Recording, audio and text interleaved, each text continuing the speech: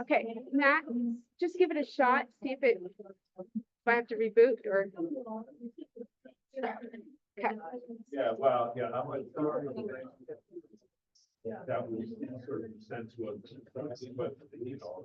Okay, try it again. Got it. Okay, perfect.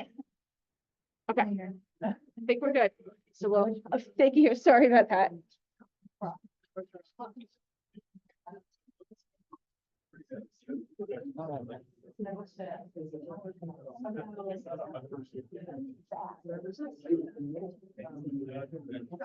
Testing. Hi, everyone. Welcome. My name is Diane Kniswa. I work for the Park City Museum, and I welcome all of you today. And thank you for dealing with the very nice parking lot situation we have going on here. They have told us that it's supposed to be 2 weeks, and then they were supposed to do it last summer, but they got stuck doing another parking lot, and there were so many problems with the other parking lot that they're now pushed everything off to this summer. So it's supposed to be 2 weeks. We'll hope for that. I don't know if it's exactly going to be that, but and then they're going down to the 7-Eleven parking lot, which is a mess, and then they'll probably move over. So we'll keep you posted. Just look at the emails that we send out. They'll give you the parking information. Okay. So thank you all for coming. So Matt Melville is he works at the Christian Center. If you know him from that. He also has a family history, which he started researching and thought was very interesting because of all the things that his great-great-grandfather did. And so he asked if he could do a lecture. I was like, of course. So today we're going to learn about his family's history, and I want to thank the entire Melville family for coming because I know there are a lot of you here today, and we appreciate it. So enjoy.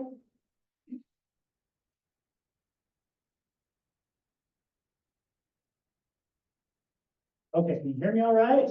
Yes. Thank you, Diane.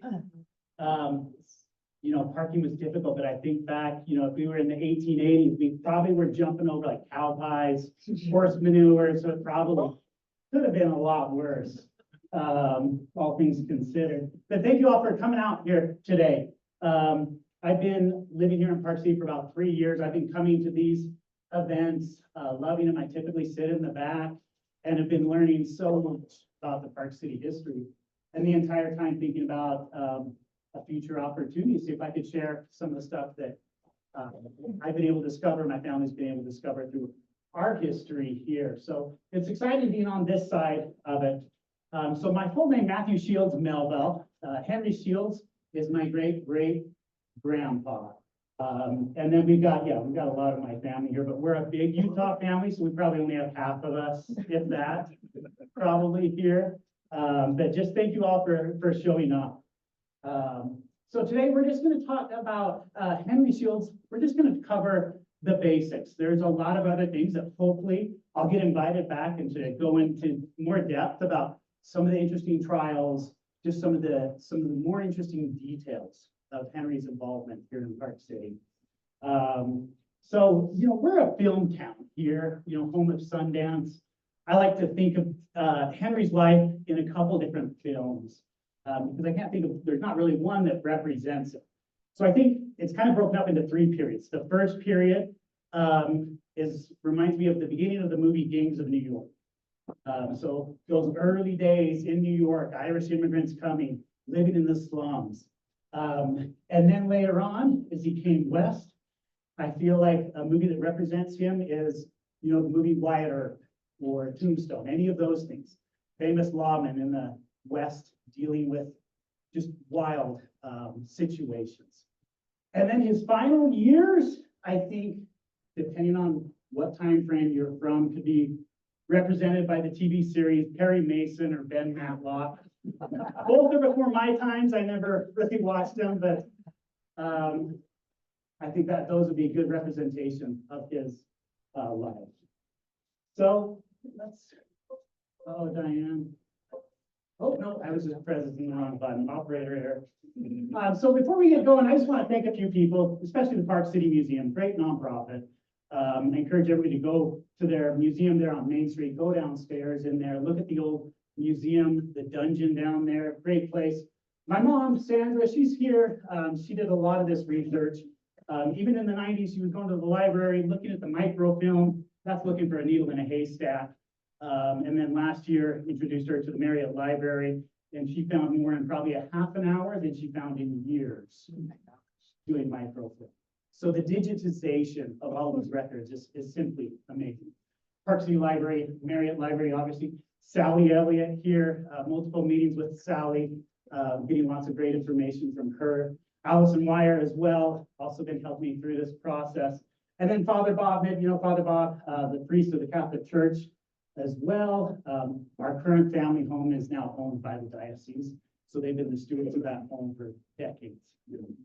And then the Park Record, and of course KPCW as well. These are some of my sources. Almost all of those digital files. We do have some few things here that are from the time period, also family stories as well. The first period that we're going to talk about, we're just going to briefly go over this because this is actually the time period we know the least amount about Henry. But he was born in Belfast, Ireland in 1842. At that time, it was kind of in the middle of the potato famine. People were leaving Ireland in droves, coming to America. At age 7, he came to America all by himself. His father died. Our family records are different than what he later said in his obituary and other things that he came with his family. He actually really just came by himself. And if you remember that Gangs of New York, young lad over there, learning how to survive in New York in those wild days. Ironically, Gangs of New York, when that was filmed, it's almost the exact same time period as when Henry was in New York. So he went back and forth between Ireland a few times on the ships, and then started going to school in New York, later employed as a boilermaker. And then in the 1850s, he started at the Progression West. He was a fireman on the Mississippi River. And then he came all the way to Montana. I think that whole gold rush area. That was really where he got started out west. There was the famous Alto Gulch mining production there. This is one of the mines up in Montana at that time. Some other notable people that were also in Montana had businesses there. Marcus Daly, also Irish. He also came here to Park City. George Hearst had mining interests there, and also William Rockefeller. And then after Montana, I think he heard also about some of the adventures in Alta, and he, for whatever reason, was inspired to come to Alta, Utah. And that was in 1871 he came there. There we see some old buildings there with some people out in front. And then in this picture here, you'll notice this is, after the snow had melted, but that year there was a really bad avalanche. Alta wasn't an easy place to be simply because of the avalanches, and also it was also kind of just a lawless town as well. Henry, I think it was just kind of his brash Irish attitude that he frequently had run-ins with the law, even into his later years. So he arrived in Alta for mining.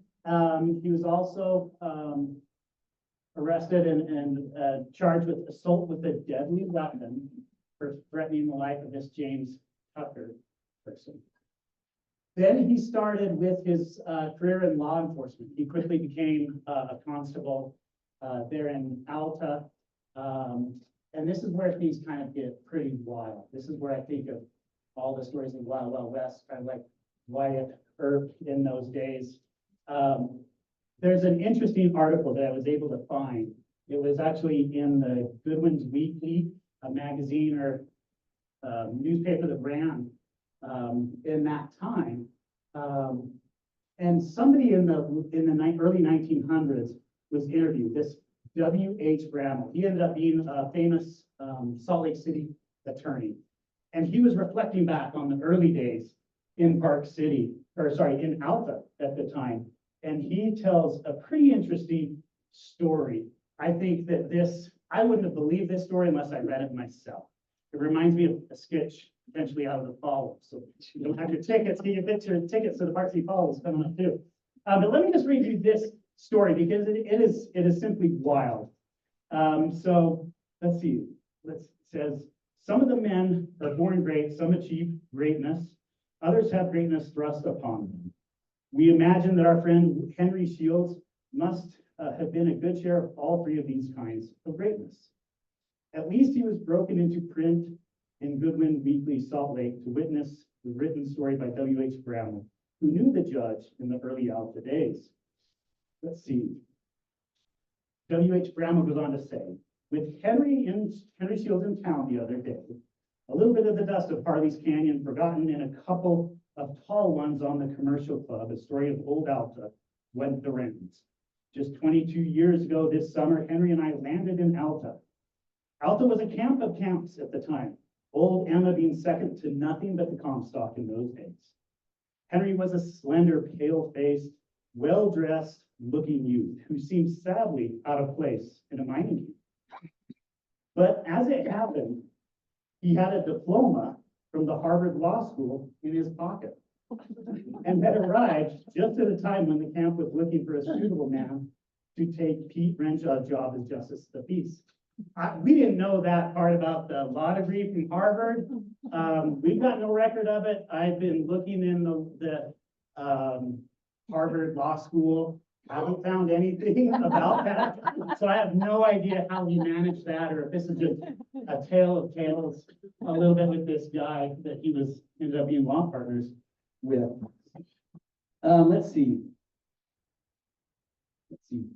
So Pete had not died. This is the Justice of the Peace. Pete had not died, nor moved away, nor resigned, but a committee had been appointed to request his resignation to the office, and it was as good as vacant. Pete, except for his ignorance, was a fairly good officer, as officers went in those days. Let's see. He believed that skunk oil would keep away rheumatism, and several other diseases he was afraid of. His idea got worse and worse until it finally ruined his standing as a judge. Of course, the boys around the camp put up with it, but it was different with strangers. When the Johnson boy lost the sale of their mine because the Englishman who was going to buy it wouldn't go into Pete's office to have the papers signed because of the smell. Henry's first move after scalding and whitewashing the office was to dress in the same kind of clothes that the other boys wore. His gun, an old cap and ball 6-shooter, had seen service in the Mexican War. It was good enough as an ornament, except for the fact that all the chambers went off at once whenever it was fired. It might have been some good use. About the only real case that I remember of Henry trying was when Sam Goggins sued Mose Barker. And he didn't exactly try that. Barker's donkey walked onto the roof of Goggins' dugout one night and fell through. See what I can find here of that. So here we have a dugout at the time. Full disclosure, this isn't a historically accurate picture. You can hopefully tell that this is terrible Photoshop.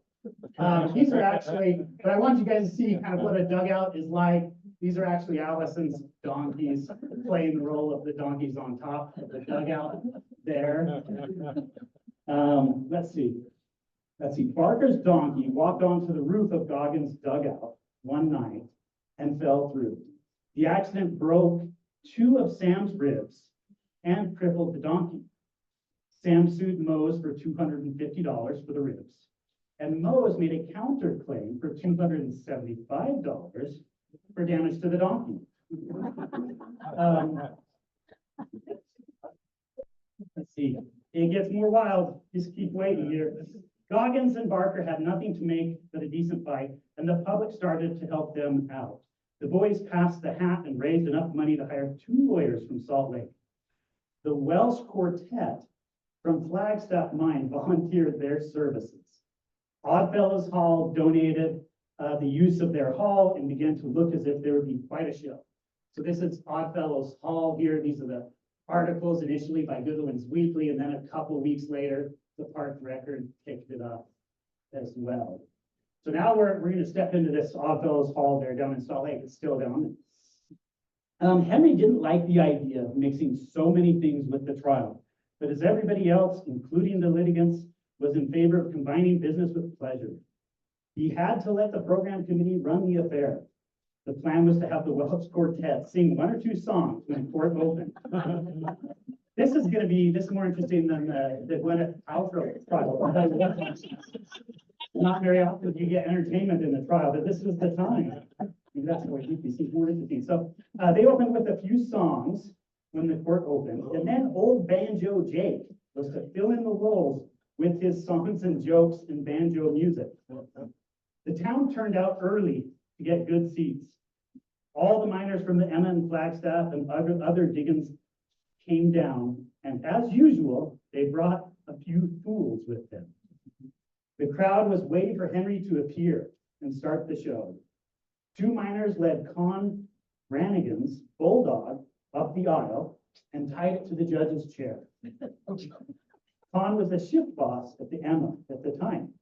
He thought more of that dog than he did himself. It tickled the crowd to see the dog sitting on the judge's bench with Goggins on one side and Barker on the other. Let's see. Half the people thought it was part of the show. Henry was a little late getting around. Banjo Jake was entertaining the audience by singing Rock the Cradle John. Whenever he got to the chorus, the crowd would join in. If anybody knows it and wants to do a little rendition, we can sit through it. Let's see. Whenever he got to the chorus, the crowd would join in. The dog would point his nose up in the air and howl. Henry came in just as the chorus was being sung. When he saw the dog sitting in his seat, he lost his temper. He pulled his 6-shooter and fired at the dog. Every chamber in that old gun went off with the noise that shook down the building. Of course, he missed the dog. I'm a dog lover, so yeah, that's good. But one of the bullets from the side chambers hit Sam Goggins in the leg. Sam fell to the floor yelling murder for all he was worth. Con Bragan was down in front, jammed against the wall, yelling something at the dog. The dog jumped at Barker, knocked him down, and began to chew him up. Barker joined in on the yelling. The smoke was so thick that nobody could see what was going on. The shouting and yelling was so loud that nothing else could be heard. The crowd got scared and stampeded out the door. When order was finally restored, neither side was ready to proceed with the trial. And since I don't know what did become of the case, I have a dim recollection of some kind of settlement. I think Barker gave Goggins the crippled donkey and they called it square.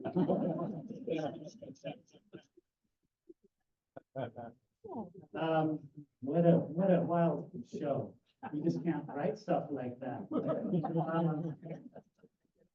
So also, as we go back, this is also a time in Alta where things were just definitely lawless. And I have another interesting story that kind of talks about another person's run-in with Henry and how he attempted to kill him. And this happened in I believe it was 1875 or so. But there was basically, I'll just keep this one brief. There's two men in town that had an argument. And one was the constable, one was a miner. And they decided that the only way to take care of this argument was to have a duel. So they go out in the streets, and Henry was constable at the time, and he's like, yeah, if you want to duel it out, go ahead and duel it out. Right as they started their duel, Henry tripped and was falling down, and the guns started going off. And so one of the guns went off and nearly hit him in the head. He was dodging bullets from that duel. And then there was a man that accidentally killed a lady with his Winchester rifle. He was trying to kill somebody else, I guess, but misfired the gun. and it hit this lady, and then he hit. They called Constable Shields. He came down.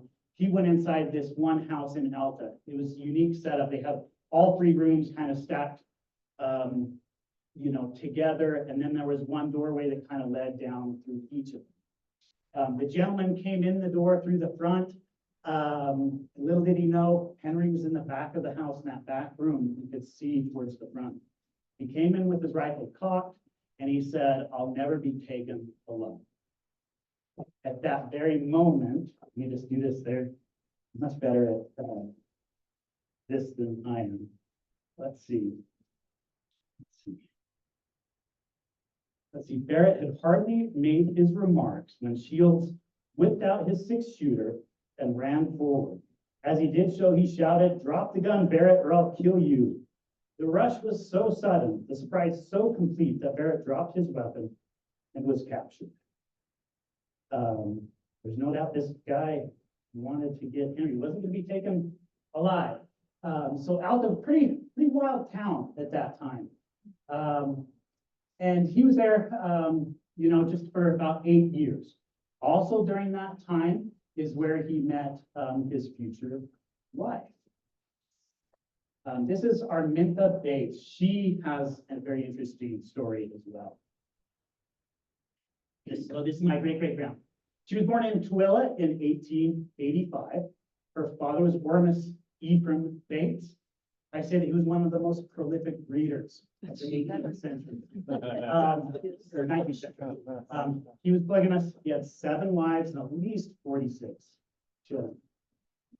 One other interesting connection, Ormus's sister was Sarah M. Bates Pratt, Orson Pratt's first wife. You'll know Orson and Parley Pratt, early people here as well. Sarah Bates Pratt has a unique story that you should look into. Some assignments as well.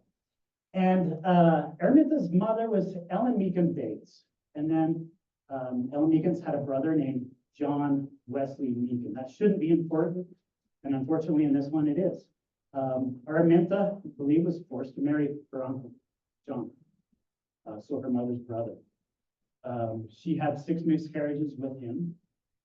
Eventually, she was fed up with that situation, obviously very toxic, definitely not her choice. And so she eventually escaped that marriage and fled to Alta to work in the boarding houses. I think the reason why she went to Alta was just that bad experience with Mormonism, polygamy, and the places where the Mormons generally were in the mining towns. Brigham didn't want the Mormons mining, so this was a place where she could go to get away. And that's where she met Henry when they were both living in Alta. And I say that was where she met her knight in shining armor there. And then eventually, I think that they saw more opportunities in Park City and decided to come over here on the other side of the mountain. So in 1879 is when Henry originally moved to Park City. He quickly became a night watchman and deputy sheriff. One thing that was interesting at that time, I read an article in which there was another constable at the time that he up and left, and then the park record stated that Henry was the only law in the town, and it wasn't going to be good without more law enforcement there. And this was the time that I think, rivals Tombstone. If you're interested in learning more about some of these murders, the Park City Museum has a lot of lectures on their YouTube channel that go into more depth on these. All of these are pretty wild. But from 1875 to 1895, there were about 30 murders. And then right after Henry got here, those first few years, as he was here, there were 13 different murders. So it was pretty much a lawless town.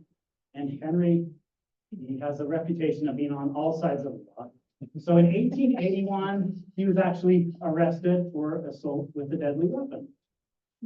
Also in 1881, arrested for exhibiting a deadly weapon. And then this is another wild one. In 1883, Henry was arrested and charged with murder. When I was talking about this lecture coming up, I was telling people that Henry Shields might be one of the only people that I know of that was arrested, charged with murder, prosecuted murders, defended murders, and was almost murdered himself. I don't know, there's many people that have been on all sides like that. So this is an interesting story. He was arrested when he was a constable. He went, there was a report of a person in Chinatown that had stolen a watch, and he was sent to investigate. He went, at that time, he had another night watchman with him, night watchman Clements. They went into Chinatown, and they found this lady that they were looking for, and they were gonna arrest her for stealing of this watch. There was another man in the room at the time, and he didn't want to see her leave and get arrested. And so there's a little bit of a scuffle with that guy. And Henry was trying to, I'm guessing, put cuffs on her. And then his constable said, "Look out, Henry." Oh, what did I just do? "Look out, Henry, he's got a gun." At that moment, another man came in the room behind Henry.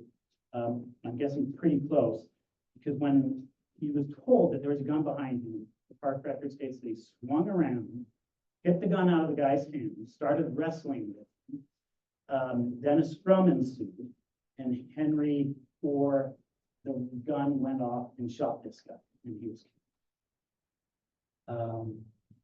And they arrested Henry for murder, and also the constable too, as well. Constable and Henry were arrested, but after the investigation, they were found not guilty. Probably self-defense, I'm guessing. But the interesting thing with all of these murders that were happening, almost all of them, nobody was, found guilty. It was really just a lawless town. This is what was really upsetting for the town. Nobody was being held accountable for anything. And that's when things got a little bit wild. Some of you that frequent here probably know about the story about Black Jack Murphy. A really dark history here in Park City.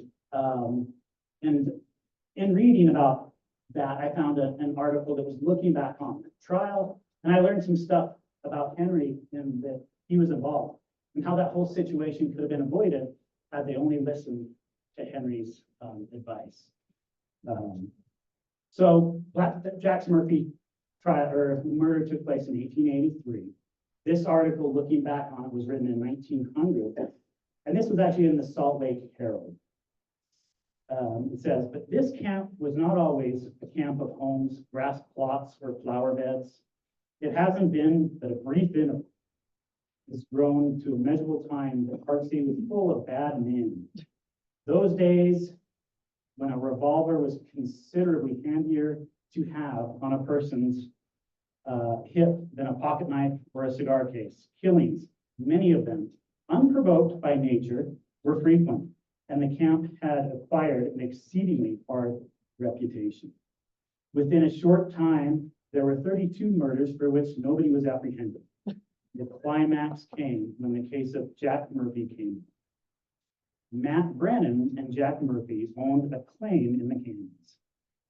They fell out over some trifling matter and separated, each vowing to kill the other on sight.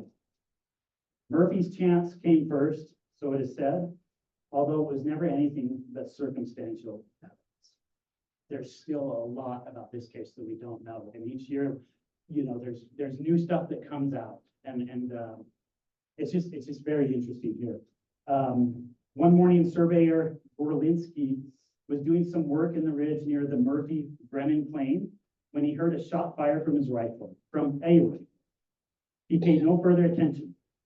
Presently, he came to a little clearing. The hillsides were covered with timber then, and he saw a body of a man lying between two stumps. Going forward, he found Brennan stone dead. He had been shot through the heart. Berlinski came to town with the news. Judge Henry Shields, who then was deputy sheriff, suspected Murphy of the murder. And with Milt Thomas, another deputy, they started out to arrest the supposed homicide. Murphy wasn't at the cabin in the Prospect when they went up, so they returned to camp. On their arrival, they found the man they wanted had come down to the park and that he had been arrested by Deputy U.S. Marshal Green. The threatening attitude assumed by the citizens was so sufficient warning to Shields that something was going to happen. So this was a time everybody's really, really mad. There's no justice. This Matt Brennan guy that was murdered was really liked, and the town probably knew that nothing was going to happen. So they decided to take the situation into their own hands. Shields suggested to Murphy that he ought to allow Greenman to take him to the penitentiary in Salt Lake. Murphy declined to go. He declared that he had not shot Brennan and that he was willing to stay and face the music. That night, he was kept here, guard. The next day, Judge Shields took him to court. This was on a Friday morning. The following night, a delegation of citizens boarded a freight train and pulled out to Colville. A special engine brought them back, and they had Murphy along. The fellow had made a desperate fight in the Colville jail and was beaten into a state of unconsciousness. Some people who saw the lynching believe he was dead by the time the mob reached Park City. Whether he was or not, it won't ever be known. Certain it is that he was dead sufficiently within a few minutes later, for he was hung from the tallest telegraph pole in the town and left there for several hours as a warning to other desperados. The lynching had a salutary effect on the bad men. They saw Murphy's fate was likely to be theirs unless they mended their ways, and most of them did so in short order. Those who were so bad that they couldn't approve, they left the camp. And since then, it has been orderly and to a remarkably decent degree. Of course, there have been killings since the lynching, but they were much less frequent than the flu. And so, yeah, the town was just so upset. Ironically, down in Salt Lake, 3 days prior, there was also a lynching down in Salt Lake. And so it's just really interesting. And you could do a whole, and there have been presentations on just that trial. Lots of unique things that we don't have time for today, but if you watch some of the lectures on their YouTube channel, you'll be really interested in what also went on in the situation.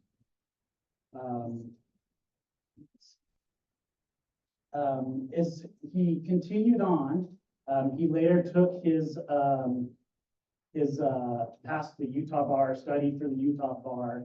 We actually have here, if you guys wanted to come up and look afterwards, these are all very, very fragile. These are Henry's law books. These are 250 years old. It says Henry Shields up here. It says, what's it say? Tales, Pleas of the Crown. So old English law books that we still have. And then one of the pictures here is his certificate from Utah certifying him to practice law in the state. So in 1887, he was also appointed Summit County probate judge by President Cleveland, a Democrat. Cleveland is the only president in history to serve 2 terms as president, but non-consecutive. So he lost the election. President Harrison won, a Republican. President Harrison reappointed Henry to that position. And then Cleveland won again, and he reappointed Henry to that position. One other interesting little tidbit I found, Henry, obviously being Irish Catholic, there was an article in 1892 that accused him of being a Mormon Democrat. And he wrote a rebuttal. He was so mad and saying it was so false, was really upset, and he wanted to sue the guy that accused him of being a Mormon Democrat. And then we have another instance of somebody trying to take his life. This guy in 1896, James Farnish, entered his law office on Main Street, drew a revolver, a scrum ensued, and that gun was taken. So he avoided murder again there. And then in 1896, he ran for Summit County attorney and won. This whole photo here, you can see the Old Town Catholic Church. That's actually the first Catholic church in Utah. The old family Shields home is right there, right? Basically next door today, 139 Park Avenue. So being an Irish Catholic, I think, and also everybody that lived on Park Avenue, that's where the prominent people lived. Further up, the more prominent, ended with the Catholic Church. But they lived right there next door, as you can see from this photo. So this is from the park record. This is one of his advertisements for his law office. He put the address just opposite the park record. So today, that would be right here where the Crosby collection is, right next to the Pocket Park there. So that's 419 Main Street where his law office was.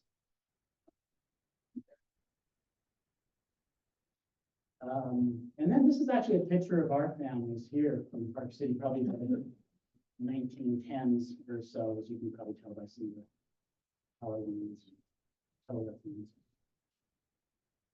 Not only did Henry do a lot with law, but man, he was a savvy businessman. He did a lot with mining, but on the other side of mining, not inside the mines.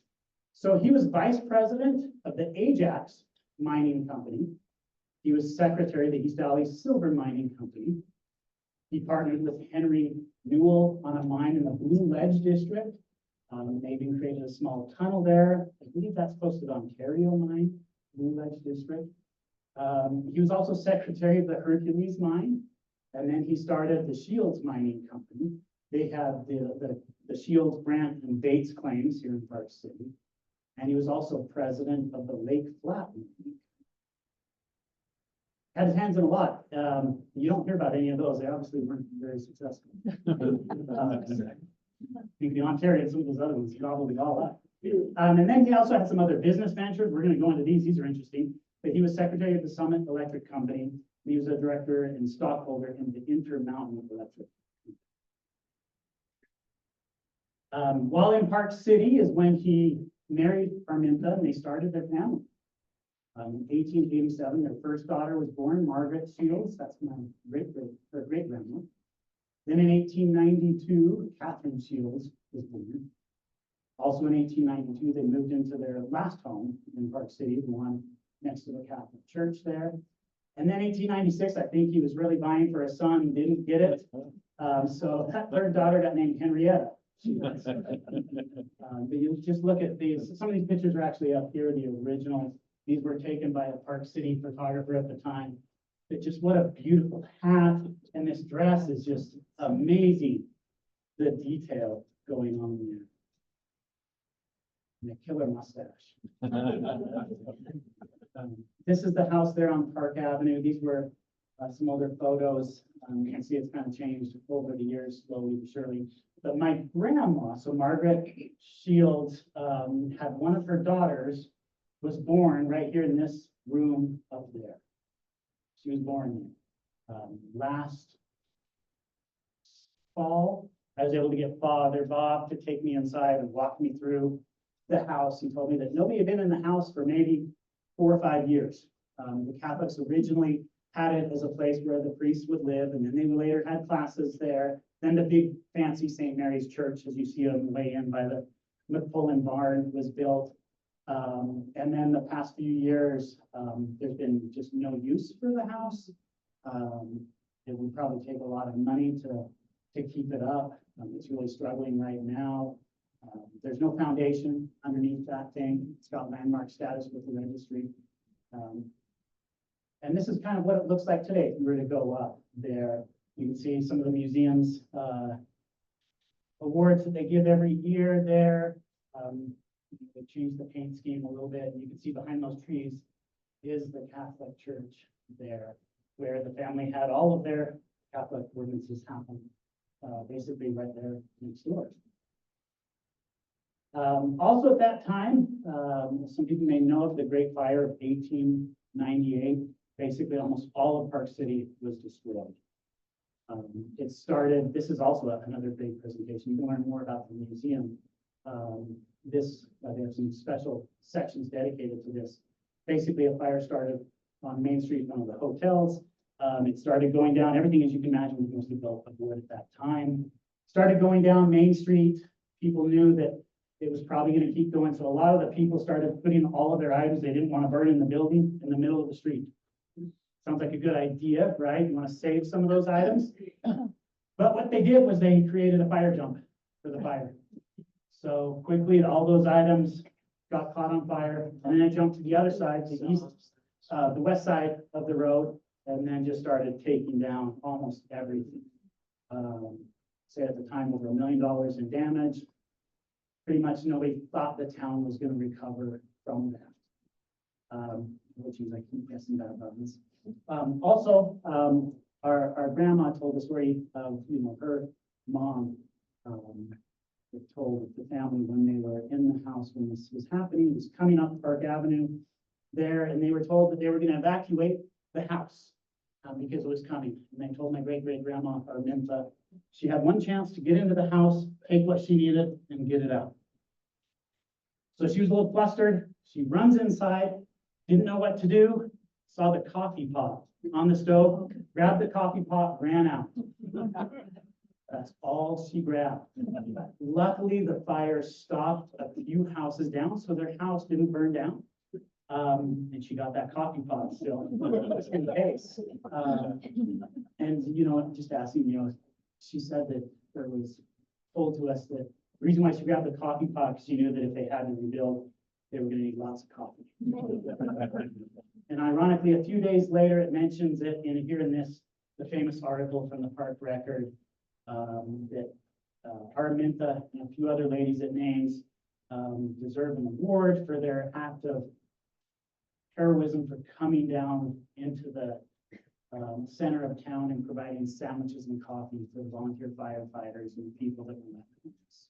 So that coffee pot got put to immediate use. Also, Henry lost his law office to the fire as well. It burned down. And they also had a rental property that burned down in the fire as well. But Park City is a resilient town. Obviously, it survived and thrived. That's the mark of, Parkites. They all, did something, lived difficult lives just to get to that situation, and they weren't going to give up. So then we kind of go into the next chapter, the early 1900s. In 1900, Henry was appointed by the city council to be Park City attorney.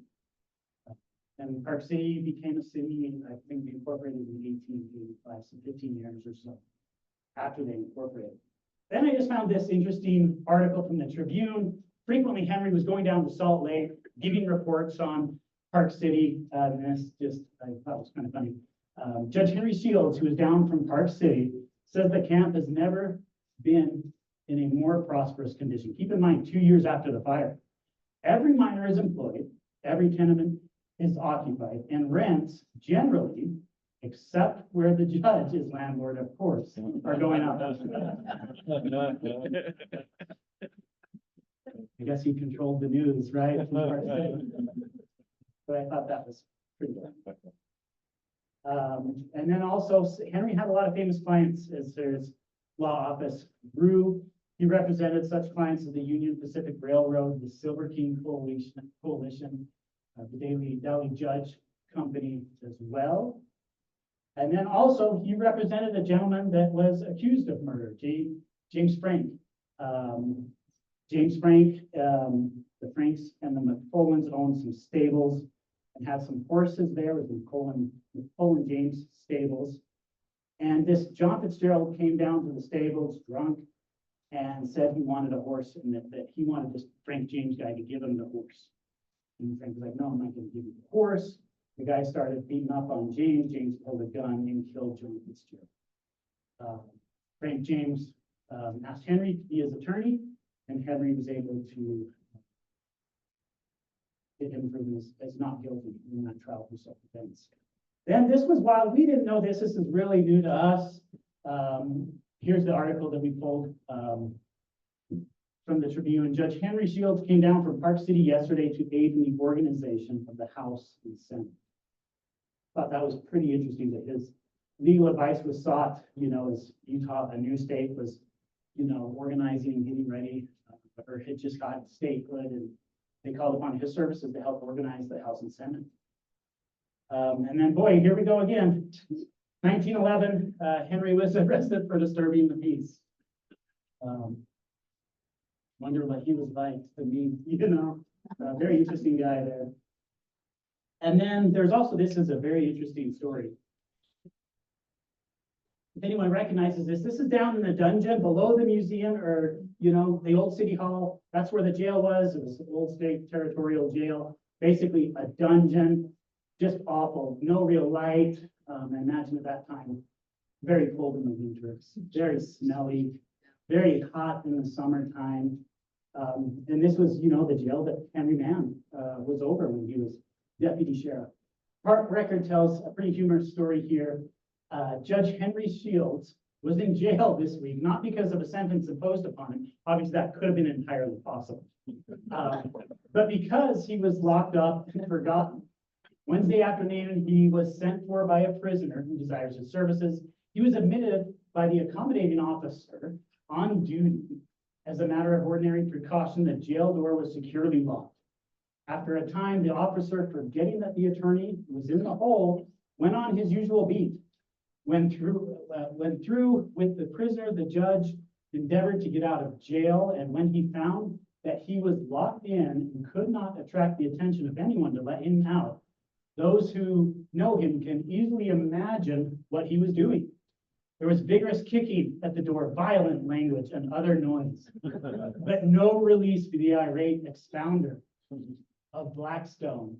Finally, Walter Master Byrne, who was upstairs in the recorder's office, so City Hall was right above it at that time, hearing the unusual noise and thinking that the jail was on fire, rushed down and opening the door, nearly had a spasm when the judge emerged from the dingy dungeon.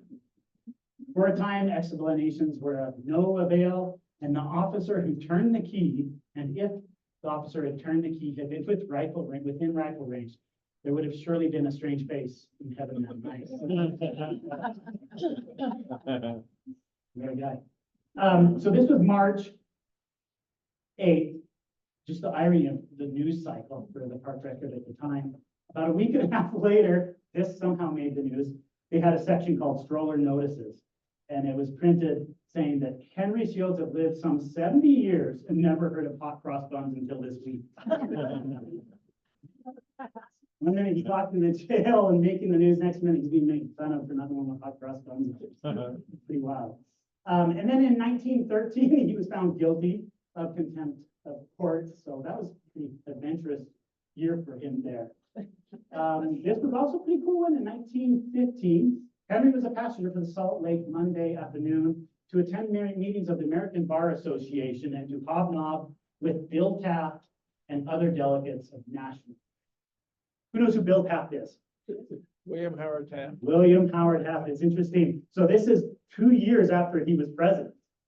They didn't refer to him as President Taft. It's old Bill. Old Bill. He went down to hang with old Bill at the time. Pretty interesting.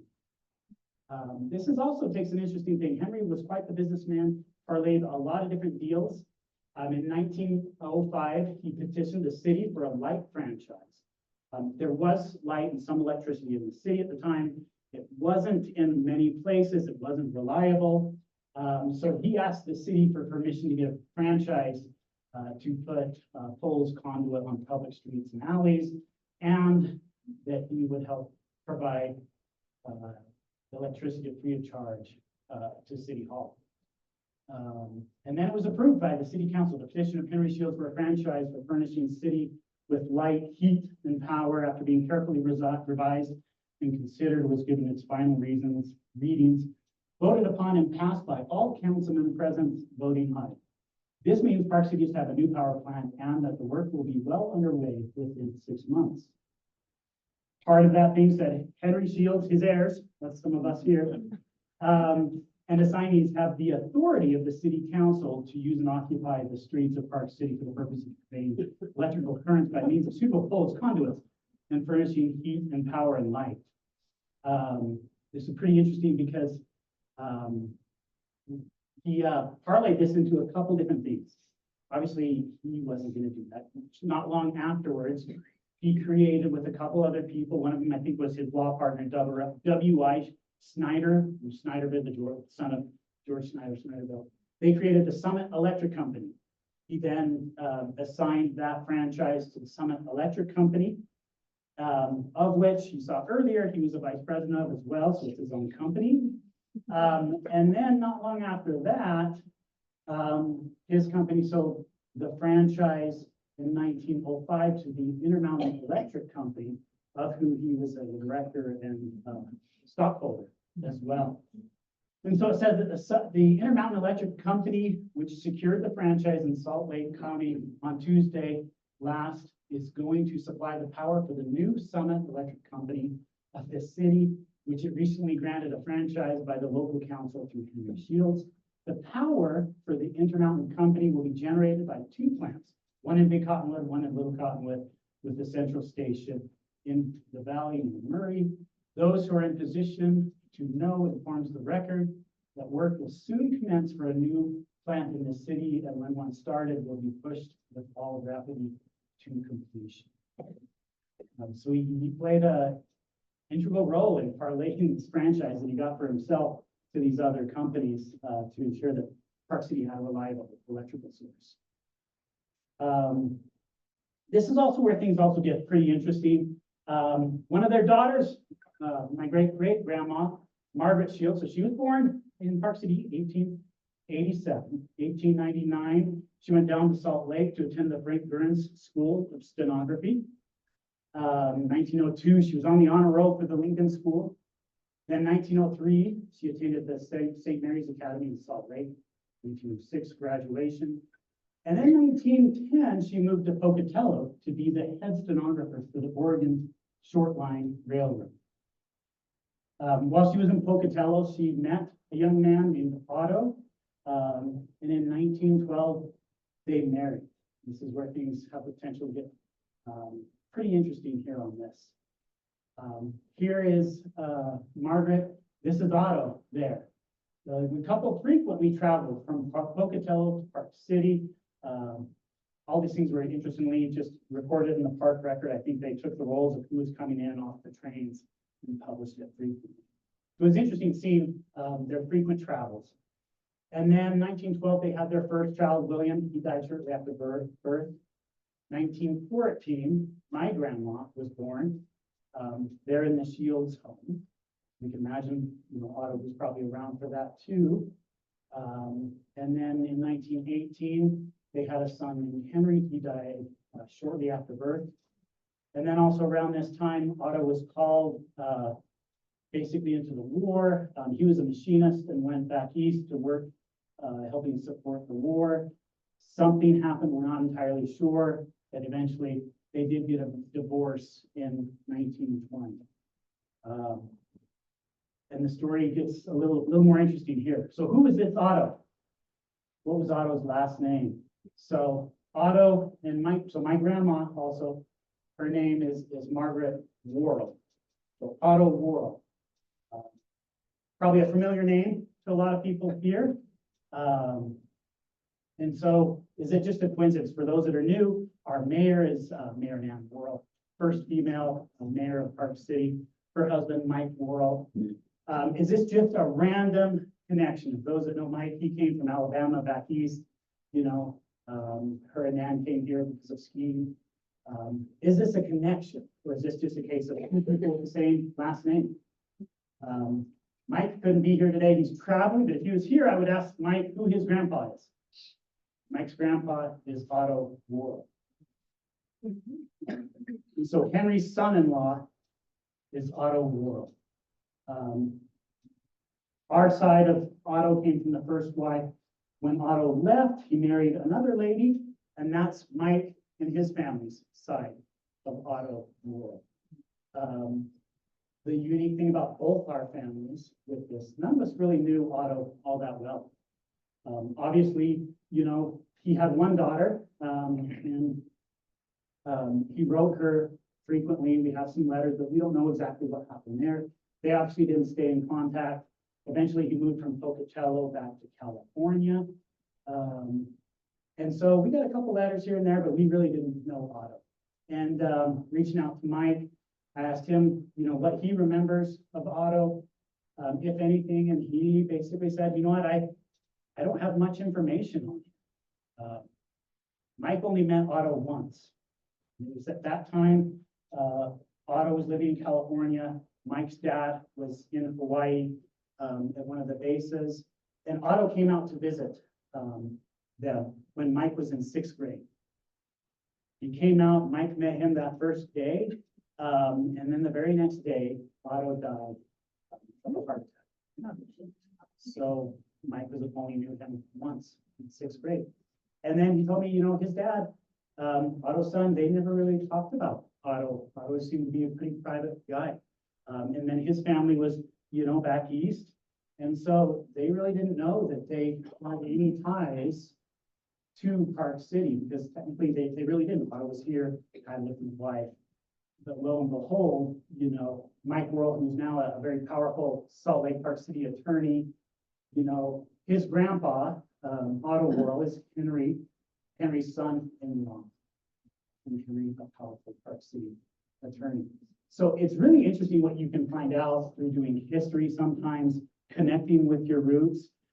So my mom and Mike are first half cousins. My grandma and Mike's dad are half siblings. But now we've been able to get a good relationship with Mike. He's got a new cousin. My mom's got a new cousin. And then something really unique took place last summer. We went to Windy Ridge and had lunch with Mike and Nan. And we were just talking about the rural side of things, different things. And my mom was telling a story how Otto received a pocket watch. And frequently, it was from Margaret. Even afterwards, when he was living in California, he would, you know, charge or turn the thing and crank the pocket watch. That, you know, Otto kept that pocket watch. And then Mike had an interesting look on his face and said, I think I have that pocket watch. When he graduated law school, his dad gifted him his dad's pocket watch. And then a couple of weeks later, Mike gave that to my mom. It's right here. If you come up, so this was Otto's pocket watch given to him by Margaret. Sat on, you know, behind Mike's law offices there for many years. It also accompanies a pocket watch that Henry gave to Margaret as well. Both those are very old, but just some cherished heirlooms and just a unique connection between two long lost cousins there. Let's see how we're doing on time. Let's see. So the funny thing too, interesting thing, some of the stories when my mom was able to connect with Mike's uncle Jack, we were able to get some of these pictures of my grandma from them that they inherited from Otto. So this is my grandma here, Otto's daughter. This picture here with the crease in it, he kept that in his wallet the entire time. So we always had, you know, my grandma close. You know, it wasn't easy back then, you were doing letters, but he always cared for her and had a connection there with his sweet daughter. And you can see here, 1918, his military uniform there. And so my grandma, here's my grandma, Margaret Worrell Sandberg, born in the house in 1914. The Shields house passed away in our family home in 1998. So you guys will recognize the Ontario Mine Shaft here. They visited it in the 90s. The classic slickers, if anybody saw that, and going into the tram. One of the interesting things here on this wall is there's a couple of deeds there that were signed by Henry, her grandpa, there on the wall. So that brings us mostly to today, but I really just want to thank everybody for showing up, coming to learn a little bit more about Park City. Hopefully you learned something new. Hopefully you're a little bit inspired to maybe look into your own family history. The digitization of files is amazing. Go do a word search. We've now got 200 pages or more of stuff just from Henry's days in Utah. We haven't dived into the Montana newspapers or some of those other ones. So you could possibly connect with, you know, some of your relatives and find out some wild stories. I think at that time, everybody's relatives probably had some pretty pretty wild story. So thank you all for coming tonight. If anybody has any questions, we can get some questions.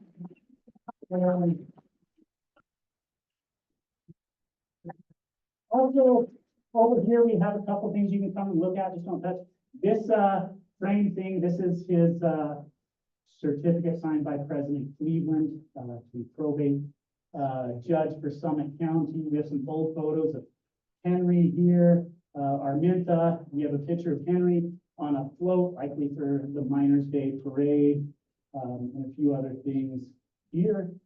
And yeah, these 250-year-old law books. Yes. So thank you all. Any questions? Okay, let's do this. Record read. When did he die is the question. Let's see, it was 1918, I believe. Yeah, right about then.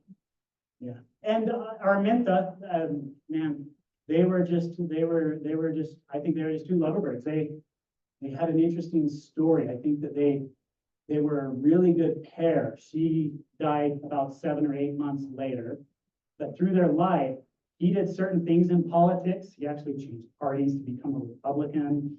That she stayed a Democrat, and people were mad at her being a Democrat and doing things with some of the proceedings with some of the elections because her husband was a Republican. I think they were just two people that knew how to work everything within politics. Yes, this is my mom, Sandra. Just one part of just their normal everyday life.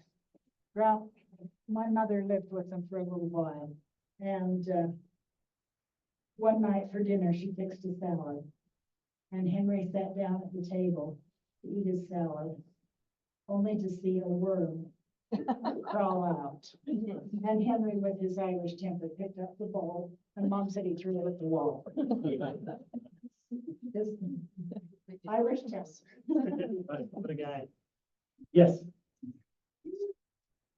They reference that your relative has an opinion on the Murphy. Yeah, blackjack. And maybe you could have elaborate. Yeah, so his recommendation on the question was how exactly was Henry involved in his influence on that murder trial? So after Blackjack Murphy was arrested, Henry recommended to Blackjack that he needed to go down to Salt Lake to the penitentiary because that's where he would be safe. He knew that the crowd wouldn't go down into Salt Lake. If there was he just knew that things were brewing and it would be safest for Blackjack to get out of town. But Blackjack didn't. He in his morning went to Colville and it went downhill from there. Yeah. Any other questions? Okay, oh, one more. How did you make that connection with the world? That's fine. Yeah, I mean, we knew for a long time, obviously our grandma, my mom's mom was a world. We knew her, dad was Otto. We knew they got a divorce, and then just doing some family history, people post things on some of the different sites, find out he had another, family later on. They have kids. This is mostly my mom. And then, finding out that, because initially when she started connecting with some of the Worrell family, it was with Jack Worrell, who lived in Nevada. And he told my mom, yeah, I've got another brother, he's in the military. They're now, based in Alabama. Turns out, that's Mike's dad. And then eventually Mike and Nan come here. And I don't know, how did you make the connection that Nan and Mike were Jack told me that his nephew was actually an attorney in Salt Lake. So I looked up attorneys, found him, and wrote and asked, if we could meet. And he said, I'd love to have you meet. And we went to his office. What I year like was it. this? Because this was a few years ago. How long ago was that when you met him at his law office? Oh, maybe 10 years ago. So that was the initial That was, meeting with. and then I got busy and didn't make contact, and then we had lunch. And I've got a great new cousin. Yeah. Any other questions? Okay, thank you all so much for coming today. Please help support the museum.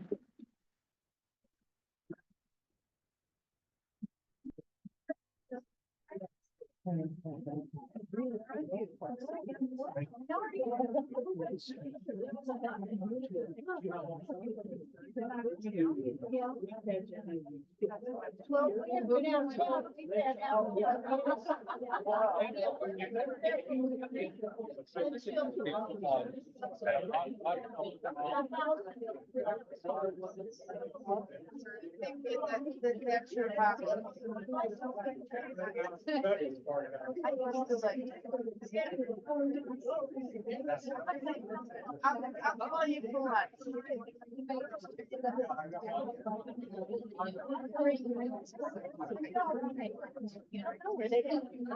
I don't think they're like, they don't, they're not risk takers. Familiar.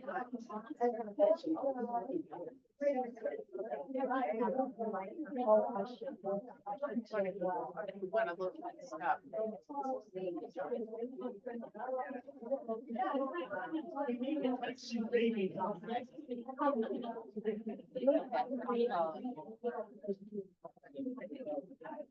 By the way, yeah, he's standing up.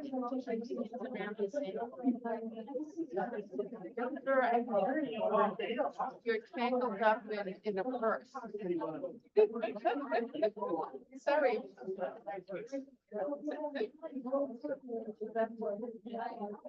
Now you're responsible for it.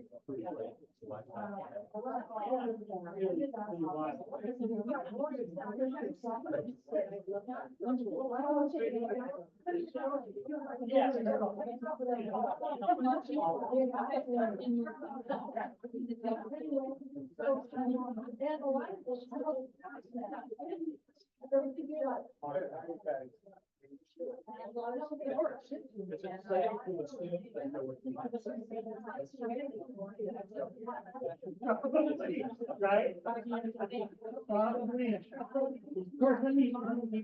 My parents, my mom's dad, my father, Dale.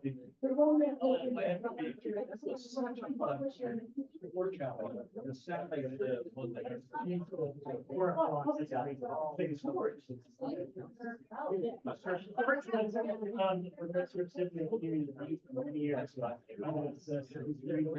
Oh, wonderful. Well,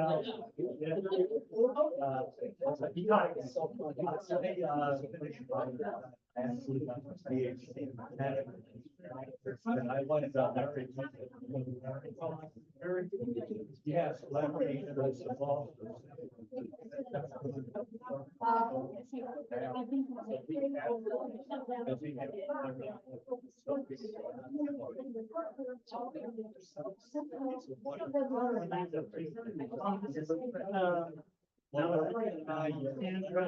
This is where I park.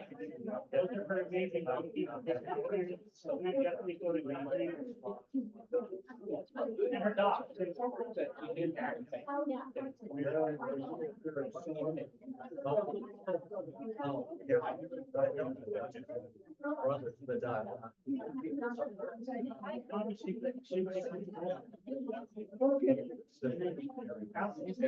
This is basically like second grade.